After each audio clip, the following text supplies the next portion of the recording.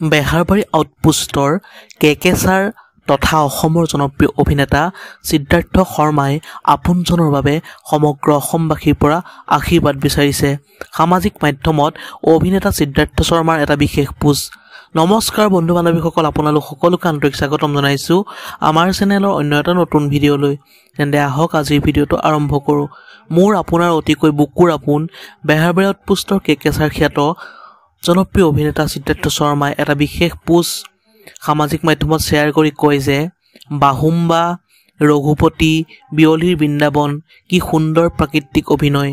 এতিয়াও চশমা নোলোৱাকৈ স্ক্ৰিপ্ট পঢ়ে, বচনো নেপাহৰাকৈ সলসলীয়াকৈ মাতে, স্মৃতিশক্তি বৰ প্ৰখৰ। আজি NRC নলপাৰাৰ ৰামচন্দ্ৰ শ্বুটিং বৰমাৰ ঘৰতে গোলাঘাটৰ। বহুদিনৰ মূৰত লগ পালোঁ, বৰ ভাল লাগিল।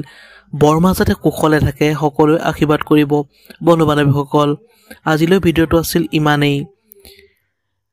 বৰমাৰ অভিনয় চাই বাৰু আপোনালোকে কেনেকুৱা পায়?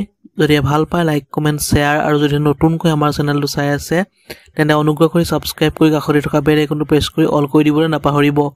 অন্য এটা নতুন ভিডিঅ' লগ পোৱাৰ প্ৰতিশ্ৰুতি আজিলৈ বিদায় মাগিছোঁ। ধন্যবাদ। জয় আই অসম।